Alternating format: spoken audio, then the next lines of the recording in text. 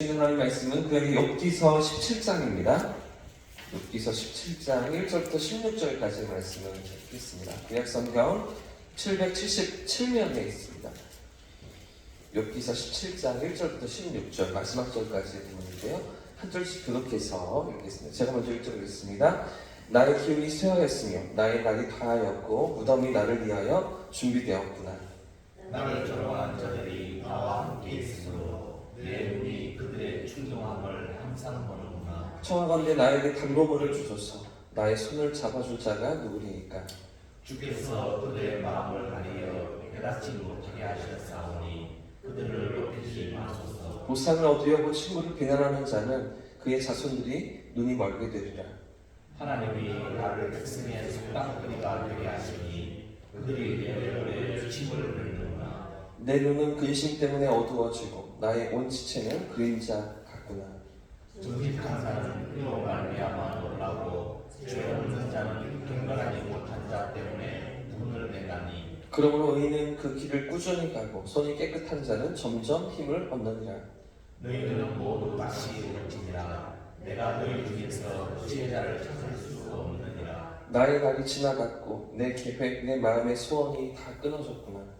그들은 밤으로 낮을 삼고 빛 앞에서 어둠이 가깝다 하는구나. 내가 수월이 내 집이 되기를 희망하며 내 침상을 흑암에 펴놓으매 무덤에게 너는 내 아버지라 부득이에게 너는 내 어머니 내 자매라 할지라도 나의 희망이 어디 있으며 나의 희망을 누가 보겠느냐. 우리가 흙속에서 쉴 때에는 희망이 쏘내리고 내려갈 뿐이니라. 아멘. 네. 할렐루야. 아멘. 이번 한 주간도 하나님께서 우리의 걸음을, 우리의 삶을 인도하실 줄 믿습니다. 아멘. 여러분, 마음의 병이라는 질병이 있죠. 어떤 병일까요? 우울증입니다. 우울증. 세계보건기구 5년 전 통계에 따르면요, 우리나라 성인들 가운데 5% 정도가 약 215만 명이 우울증을 앓고 있다고 합니다. 근데 문제는 그 중에 한 80%가 거의 대부분이 이 우울증을 치료하려고 하지 않고 그냥 방치해 두는 것이죠. 다른 나라들에 비해서 더 많은 퍼센테이지가 이 우울증을 감추고 또 숨기고 또 진료를 받지 않는다고 하는데, 그래서 결국은 우울증이 더 확장되어서 공황장애가 되기도 하고 식이장애가 되기도 하고 불안장애가 되기도 하고 또 정신질환까지도 또 유발한다는 그런 통계가 있습니다. 어쩌면 오늘 본문의 이 욥 역시도 심각한 우울증을 겪고 있는 것 같습니다. 그의 친구들과 주변 사람들은 비난하고 정죄하면서 그를 몰아붙이고 있기 때문이죠. 그런 가운데 심히 괴로워하는 그런 욥의 모습이 오늘 본문 17장에도 등장하고 있습니다. 지금 세 친구와의 대화가 계속 이어지고요. 그리고 마지막에는 또 엘리바스라는 또 한 사람, 젊은 사람이 등장하면서 네 명이 지금 욥을 몰아세우고 그의 죄를 캐묻고, 너에게 뭐가 문제가 있기 때문에, 죄가 있기 때문에 하나님이 징계하시는 것 아니냐? 빨리 회개해. 빨리 뉘우쳐. 그래야 하나님이 건져주시지. 이런 어떤 정죄들을 하고 있기 때문에 욥의 마음이 완전히 우울증으로 또 사로잡혀 있는 것인데요. 오늘 17장을 같이 읽었지만 뭐 하나님을 뭐 고백하고 하나님 인정하는 것 같다가도 또 너무나 또 어두운 그런 마음으로 또 하나님 앞에 탄식하고 부르짖고 있는 그런 모습을 반복적으로 지금 보여주고 있는데요. 이런 상황 가운데서 사실 욥은 계속해서 하나님을 바라보면서 하나님이 자신을 변호해 주실 것을, 자신의 의로움을 인정해 주실 것을 요청하고 있습니다. 그런데도 지금 상황이 어떠합니까? 아직 17장이니까요. 결말까지 가기는 아직 장수가 많이 남아있습니다. 계속 논쟁이 이어지고 있는데 하나님이 나타나시지 않는 거죠. 하나님이 자신을 인정해 주시지 않는 겁니다. 그런데 친구들은 계속해서 자신을 정죄하고요. 이런 계속되는 어려움 가운데 고통 속에서 오늘 14절과 15절 말씀을 보십시오. 14절과 15절에 욥이 뭐라고 고백하는지 보십시오. 같이 읽겠습니다. 시작. 무덤에게 너는 내 아버지라, 구더기에게 너는 내 어머니, 내 자매라 할지라도 나의 희망이 어디 있으며 나의 희망은 무슨 이야기입니까? 희망이 없다는 것이죠. 너무 비관적인 상황이라는 것입니다. 심지어는 흙으로 돌아가서 무덤에게 내 아버지라고 할 정도로, 그렇죠? 구더기를 보면서 내 어머니라고 부를 정도로 그렇게 지독한 우울감을 겪고 있는 욥인데요. 그런데 왜 욥이 지금 이런 상황을 겪고 있다고요? 하나님이 나타나시지 않으십니까? 하나님이 자기를 인정해주지 않으십니까? 아무리 기도해보아도 하나님께 부르짖어도 이 상황이 역전되지 않고 그대로 있는 것입니다.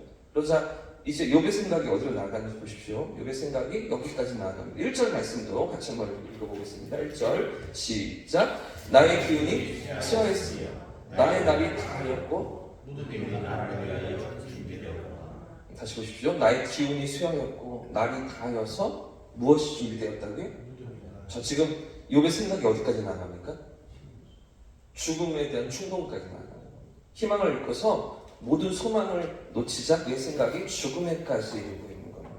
극심한 우울증을 극복하지 못하고 이 무덤이 예비되어 있다고 말하면서 빨리 생명이 끝났으면 좋겠다.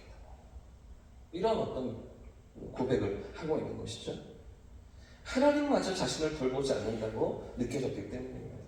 사실 욥에게는 억울함이 있잖아요.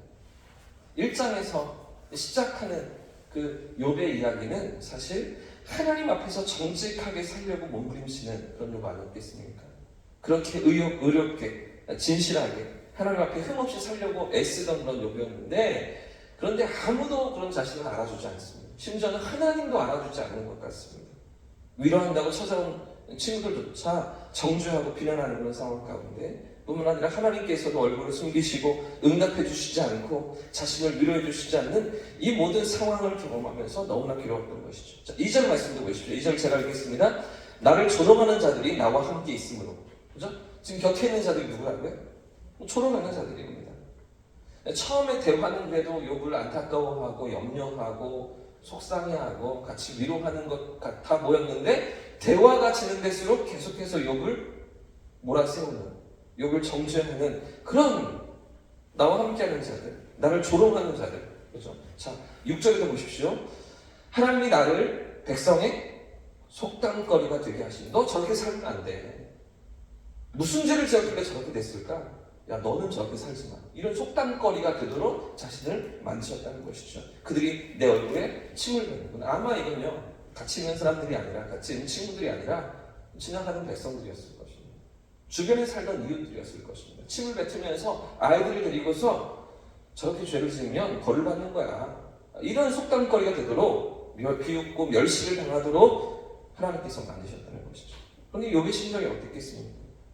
너무나 억울한 거죠. 너무나 괴로운 겁니다. 자, 그런데 이렇게 희망이 사라지고 소망이 끊어진 욥에게 이제 남아있는 것이 무엇이라고요?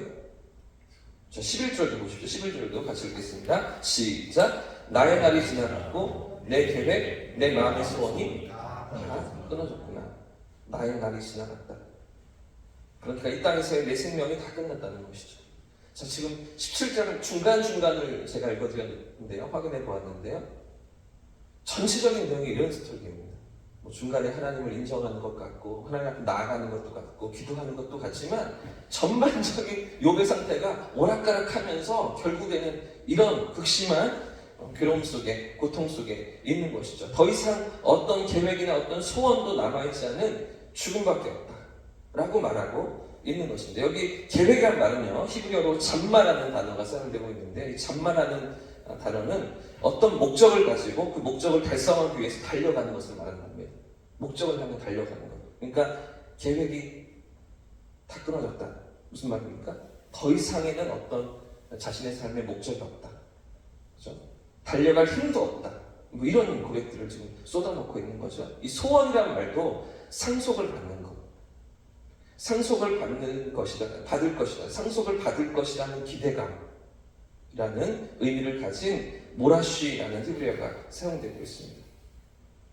고대 사회에는 오늘날보다 이 상속을 받는 것이, 부모님이 돌아가시면 상속을 받는 것이 훨씬 더 자연스러운 일이었겠죠. 그래서 자녀들은 이 유산을 바라보면서 기대하며 살아가는 것인데요. 그런데 욥에게는 그런 기대가 있습니까? 그런 소원을 가질 수 있습니까? 그런 게 하나도 없다는 겁니다. 뭐 이게 유산이 아니라 어떤 소원도 가질 수 없는 그런 처지, 그런 형편에 자신이 놓여있다. 소원도 계획도 다 끊어졌다. 그렇게 말하고 있는 것이죠. 단지 지금 욥에게 남아있는 생각은 이 죽음이 나를 편안하게 해줄 것이다. 이런 생각으로 지금 쫓겨가고 있는 것입니다. 죽음으로 흙이 되어 돌아가면 모든 고통이 사라지잖아요. 괴로움도 아픔도 없어질 것이라고 생각하고 있는 것이죠. 자, 이런 상황에는 욥을 누가 일으킬 수가 있는 것입니까? 이런 심각한 우울증에 사로잡힌 욥의 마음을 과연 누가 다시 일으켜 세울 수가 있는 것입니까? 자, 우리가 결과를 다 알기 때문에, 결론을 다 알기 때문에 이 욥의 스토리를 다 이해하고 있지만 결국에는 욥의 이 마음을 누가 일으키십니까? 하나님이 일으키시죠. 그 친구들이 아무리 변론한다고 아무리 그를 위로한다시고 얘기해도 도움이 되지 않습니다. 아무리 젊은 지혜자가 욥을 설득하려 해도 그의 마음을 다시 끌어낼 수가 없었습니다. 결국에는 하나님께서 일으키시는 것이죠. 할렐루야. 침묵하시는 것 같지만, 나타나지 않으시는 것 같지만, 듣지 않고 계시는 것 같지만 결국엔 모든 소망이 하나님께 있는 것이죠. 그 하나님께서 욥을 찾아오시고 욥을 만나주시고 그 모든 괴로움 속에서도 다시 일으키셨다는 것입니다. 처음 욥은 그 모진 시련 가운데서도 하나님을 바라보았습니다. 하나님의 주권을 인정했습니다. 그리고 믿음으로 다시 일어나 보려고 이 모든 괴로움을 극복해 보려고 몸부림쳤었죠. 그런데 왜 이렇게 깊은 우울증에 욥이 나아가고 있습니까? 그래도 시작은 해보려고 했었잖아요. 견뎌보려고 했었잖아요. 그래도 믿음으로 버텨보려고 했던 거죠. 근데 왜 이렇게 깊은 우울증 속에 이 절망의 나락에 욥이 들어가고 있는 것입니까? 위로한다고 찾아온 친구들이 위로가 되지 않았기 때문입니다. 주변에 있던 사람들이 비난하며 정죄했기 때문이죠. 그 가운데 절망했던 것이죠. 그 가운데 무너지고 있던 것입니다. 그러나 이 모든 절망 속에서도 하나님께서 일으켜주시죠. 할렐루야. 우리의 삶도 마찬가지인 것 같습니다. 아무리 주변에서 아무리 사람들에게 위로를 찾고 도움을 얻고 용기를 얻기를 원하지만 진짜 소망은, 진짜 힘을 주시는 분은 우리 하나님이신 줄 믿습니다. 때로는 외면하시는 것 같고요, 응답하시지 않는 것 같고요, 나타나시지 않는 것 같은, 침묵하시는 것 같은 하나님이시지만, 그러나 하나님의 때가 되면 모든 것을 합력하여 선을 이루시면서 우리 가운데 반드시 찾아오시고 당신의 뜻을 이루시는 하나님이신 줄 믿습니다. 하나님을 바라보면서 오늘도 이 한 주도 믿음으로 살아가고요, 주의 인도하심 앞에 깨어있는 성령의 이끄심을 따라가는 저와 우리 모두의 삶이기를 예수님으로 축복합니다.